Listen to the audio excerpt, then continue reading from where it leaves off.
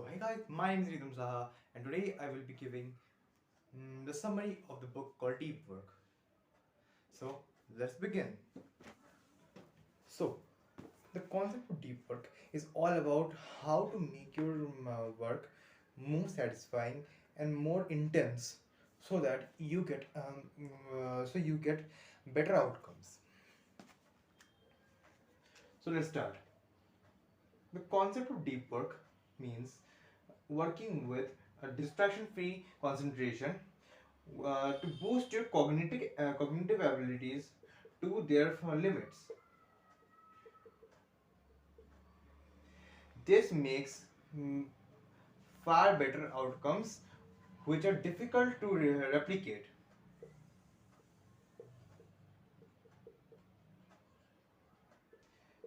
In in the current society, the ability to use deep work is becoming rarer and rarer day by day. So let's see how can we get to such a state with little effort. So you must have seen something or maybe felt something called as less willpower. What is that? Willpower, as you might know, is the ability you get uh, to do what you need to do instead of what you are doing. Basically, not playing video games and actually studying for your exams. See, this is not an easy way to do this every day. But the thing is, some people do. And how's that? They actually know about the small thing called willpower reserve. So, what is a willpower reserve? Willpower reserves are actually the amount of willpower you have reserved in your body to do something. This is very difficult. So, this concept is actually explaining that if you try to shuffle between things, you will lose much of your willpower reserves. As a result, you won't be able to do the things you need. For example, in the mid of playing video games, if you try to study, then such efforts will be many times fruitless. Why? Because you were in a state of games and then you tried to focus on study.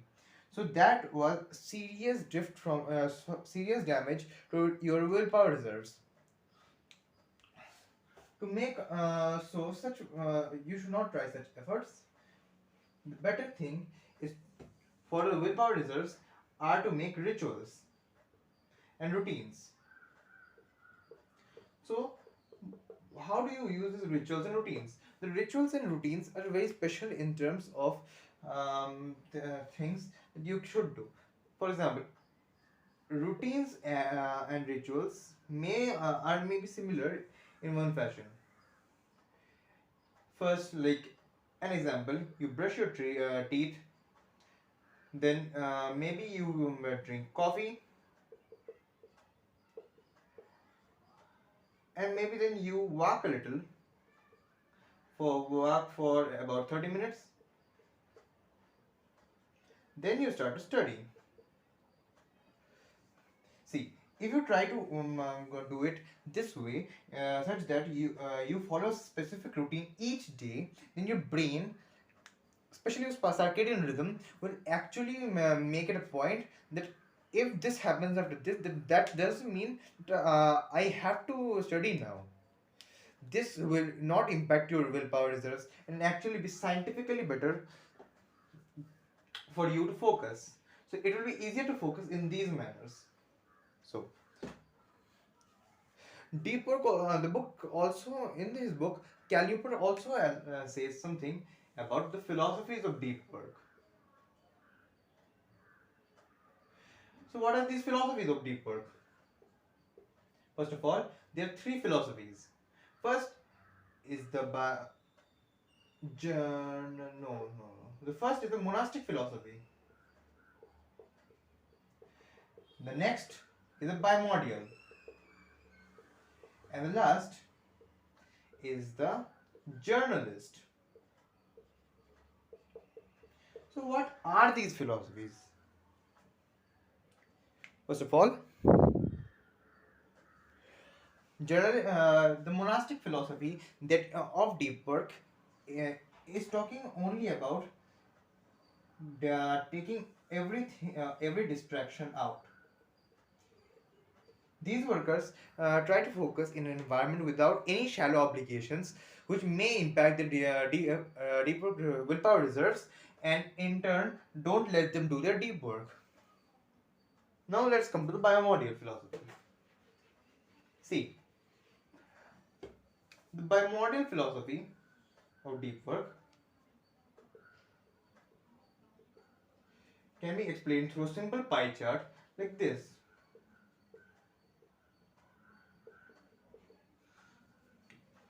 So, what does this actually mean? Bimodal philosophy workers actually prefer to work in specific intervals uh, to be done for deep work, and other times they're not in deep work mode. In the time of deep work, they try to be in the monastic philosophies without any distractions. So you may say that monastic is a part of the bimodal philosophy, but for an example, bimodal is preferred instead of 1 week. For example, let's take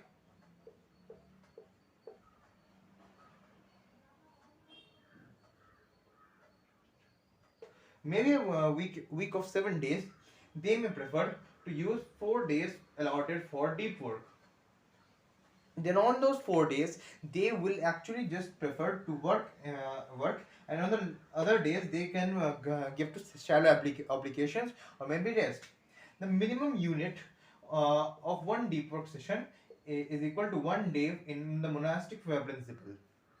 Sorry, not the for the bimodal principles. Let's go to the next one. Actually, I left one actually. Hmm. The one that I left was actually rhythmic philosophy.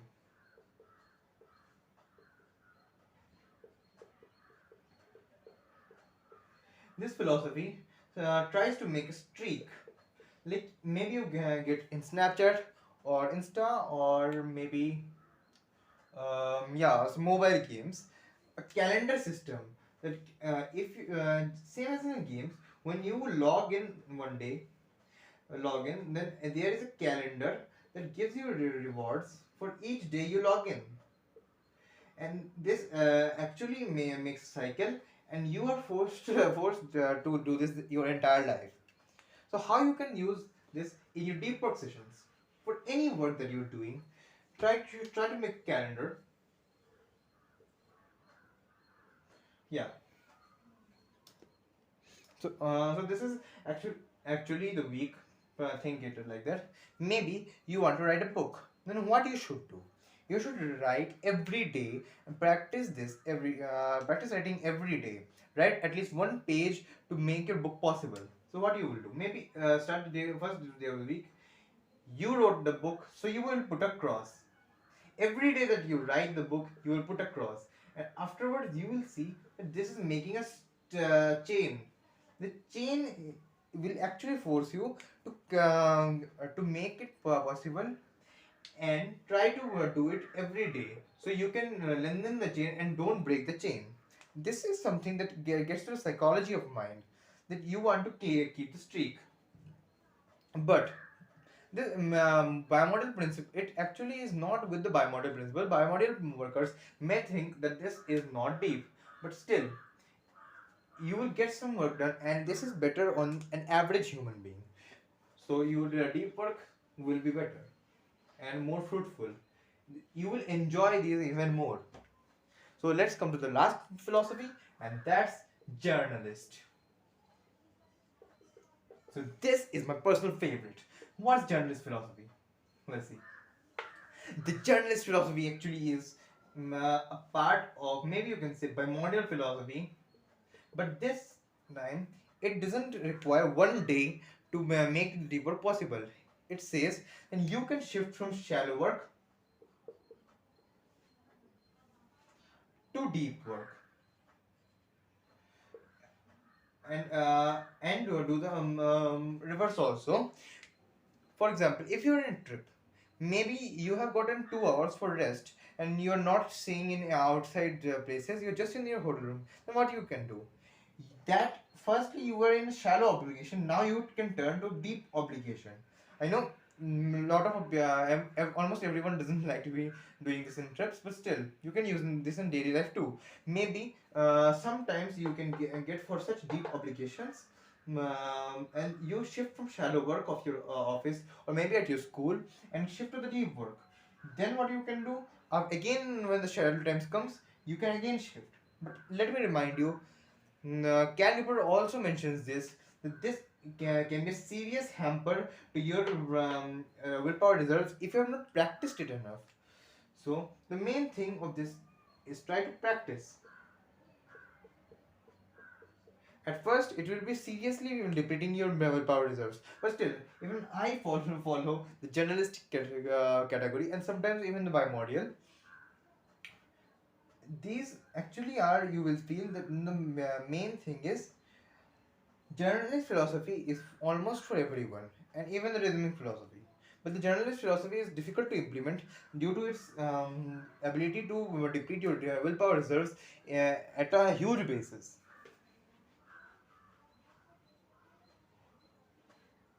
So, remember what I was talking about, the rituals? Yeah, so the rituals are actually different. To make your deeper ritual possible, you have to remember some things about these rituals. I will open the book for this one because it's better if I explain in that method.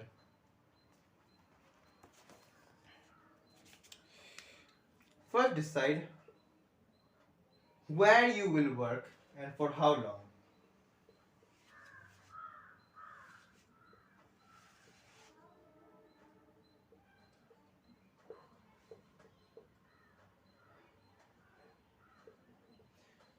So, what is the saying? It says for a student, you can think to dedicate a specific study space for your studies, and for an office worker, you can think of an office space that is dedicated just for you.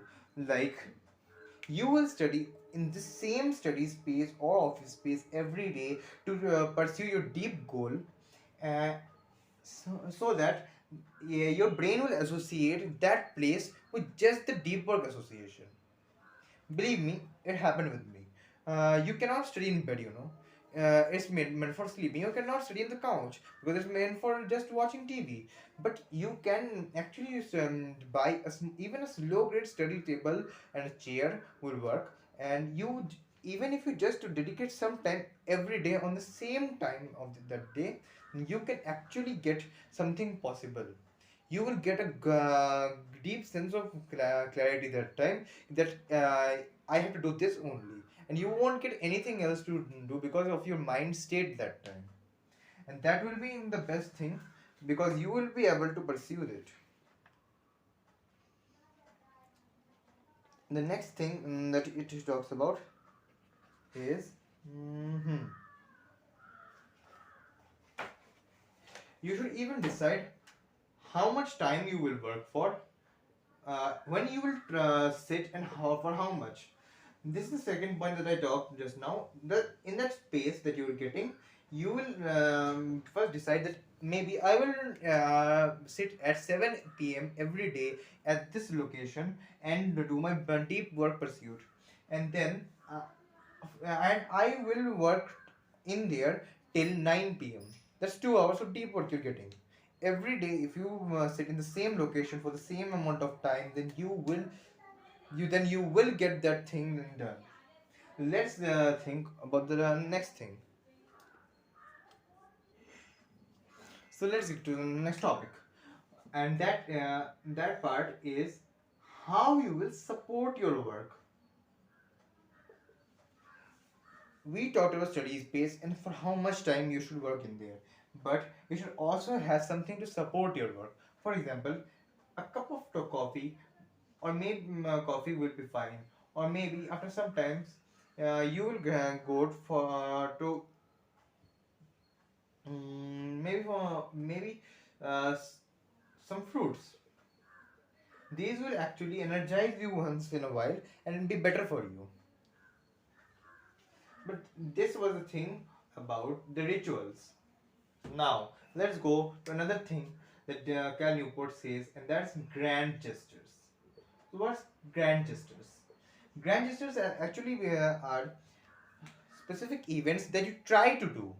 For example, the grand gestures here, maybe one that he gave as example is of J.K. Rowling, that she was not getting any work done. So, what did she do? She went to um, a grand hotel, a very big hotel, and booked a room just to write. And she got some serious amount of deep work done. That's the fact. Maybe you're not feeling good, and maybe not maybe you don't want are not getting the feel to do that work. And what you will do? You will actually shift to maybe a new coffee shop and work there. This will be actually better for you.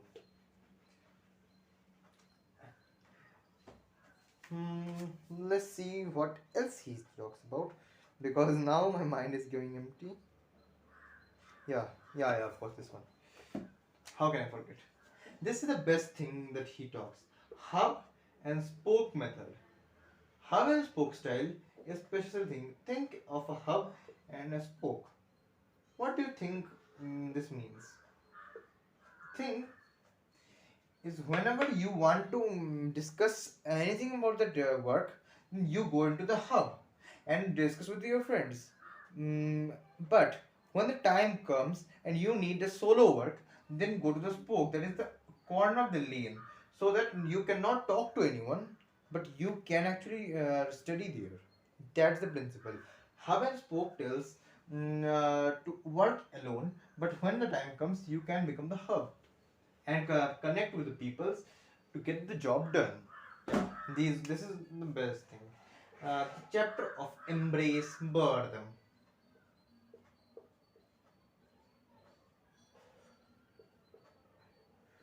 So the thing is, embrace boredom. Embrace boredom. This chapter has many things. For example, the two important thing is work like Teddy Roosevelt, and the concept of internet blocks.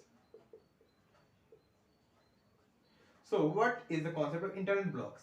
It tells that you have some specific blocks of time, and you are allowed to use internet in only those blocks.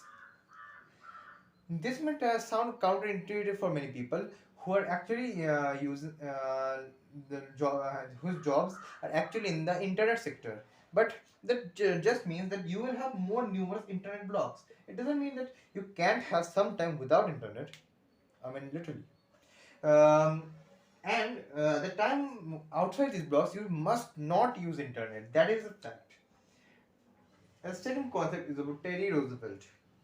He is explains it in great beauty, but let me summarize. Then Teddy Roosevelt actually had a special ability, that was keeping a timer and studying for the specific amount of time that he had, and fire every bit of his neuron to the single goal that he had in mind to complete that specific thing. No daydreaming, no Facebook, nothing. He was just concentrating on the single thing. That's nice, I feel. And what is the next thing? Basically, quit social media tells to quit social media and don't use the internet uh, y- for um, for your enjoyment. Of course, many people don't believe in that, and I won't say anything in that. But it's a good strategy, I will say. The last and the only strategy that we are left is schedule each minute of the day. Why is that? If you schedule each minute of the day, you even the part of when you will take rests, then you will understand what you have to do in that specific time intervals when you are taking rest.